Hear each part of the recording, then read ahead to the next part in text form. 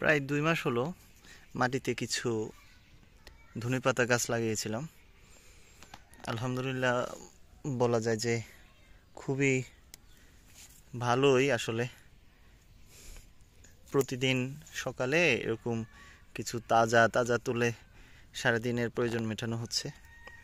প্রতিদিনই রান্নায় বা ভর্তায় এগুলাতে দেওয়া হচ্ছে। এখন প্রায় 1.5 মাস হলো খেতে খেতে পুরোটাই শেষ এই এরিয়া। এখন সামনে রমজান আসতেছে, তাই ভাবলাম কি যে আজকে যদি ছাদের উপরে কিছু লাগানো যায়। তো গত কিছুদিন আগে কিছু লাগিয়েছিলাম।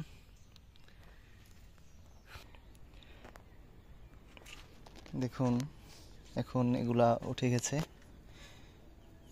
1 সপ্তাহ হবে।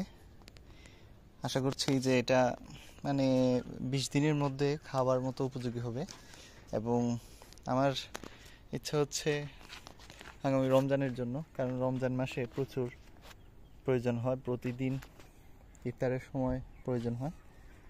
তবে যে জিনিসটা আসলে এখানে ইন্টারেস্টিং এটা হচ্ছে, এটা আমার ছাদের একদম কর্নারে একটা এরকম মানে একটা তাকের মতো বানানো হয়েছিল। এই তাকের এখন তাকের উপরে কি করেছি, জাস্ট এই ছোট ছোট এই ফলিগুলা এগুলো দিয়ে দিকে একটা ব্যারিয়ার দিছি। এগুলাতে এটা বিটরুট লাগানো হয়েছে। আর এই বিটরুটের পরে এখানে যে সিমেন্টের বস্তা আছে এই বস্তাটা এখানে বিছিয়ে দিছি। তো এটার ডেপথ হচ্ছে প্রায় এখানে 5 ইঞ্চির মতো আছে এই সাইডটাতে, আর এই জায়গাটাতে আছে মাত্র 2-3 ইঞ্চি বা 2.5 ইঞ্চি। কিন্তু সমস্যা নাই, কারণ ধনেপাতা গাছ এত বেশি মূল বেশি প্রয়োজন হয় না, পানির প্রয়োজন হয় বেশি তাদের, এবং যে প্রয়োজনীয় নিউট্রিশন দরকার এগুলা পেলেই হয়। এগুলাতে লাগানোর পর এখন ভাবতেছি আজকে আমি এগুলাতে উপরে লাগাবো।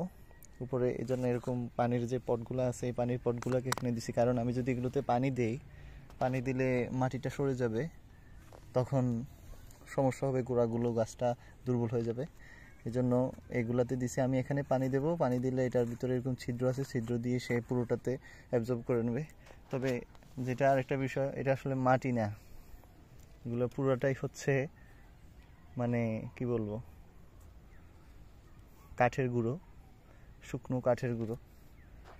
মানে এখানে এই জায়গাটাতে আমি যা বিছিয়েছি তার ভিতরে এরকম কাঠের গুঁড়োই হচ্ছে প্রায় 60%, 10% মাটি হবে, এবং আর 10-15% হচ্ছে জৈব সার। এখন এগুলা দেখুন কত সুন্দর, একদম সবগুলাতে আসলে জার্মিনেট হয়ে গেছে। এগুলা আপনার যদি ধনেপাতা গাছ লাগান তাহলে যেটা করবেন এটা হচ্ছে, অনেকে বলে 12 ঘন্টা ভিজাতে, আমি বলবো 12 ঘন্টা না, প্রায় 30-36 ঘন্টা বা 40 ঘন্টা পর্যন্ত আপনি ভিজিয়ে রাখুন পানিতে। একদম যখন ভিজানো হবে, ভিজানোর পর এগুলাকে পানিটা ফেলে দিয়ে জাস্ট রেখে দিন। আমি ওইরকম দেখেন ভিজেছি প্রায় 1.5 থেকে 2 দিন। ভিজানোর পরে জাস্ট পানিটা ফেলে এটাকে রেখে দিছিলাম।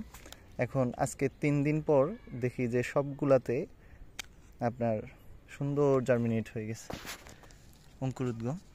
আর কিন্তু আপনার এই মাত্র অঙ্কুরোদ্গমটা আসতে যদি আমরা এমনি রেখে দিই, পানি না দিয়ে এটাকে লাগাই, তাহলে ন্যূনতম মানে 12 থেকে 15 দিন প্রয়োজন হয় এটা মাটির নিচে জার্মিনেশনটা আসতে। কিন্তু এখানে আমার মাত্র 5 দিনের মধ্যে এই অবস্থা। 2 দিন প্রায় ভিজেছে, 3 দিনে এরকম সুন্দর সুন্দর জার্মিনেট হয়েছে। নিচের গুলা তো আরও বড় দেখা যাচ্ছে। এই জন্য এখন আমি যেটা করব এটা হচ্ছে, এখানে সুন্দর সারি সারি এরকম সারি করব,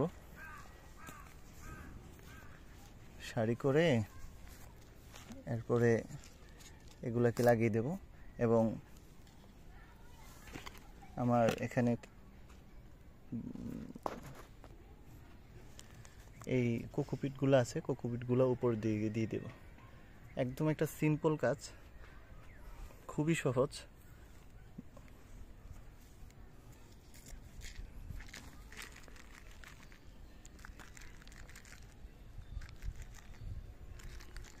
এত সহজ একটা কাজ, কিন্তু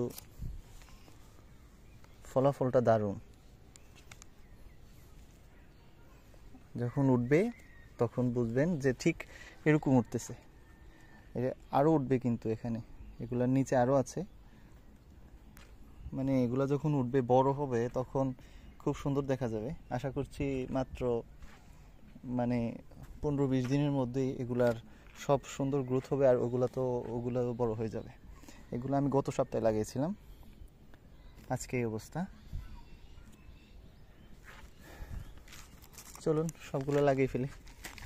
সকলকে ধন্যবাদ। কোরিয়েন্ডার, ধনেপাতার সুবাসগুলা মারাত্মক।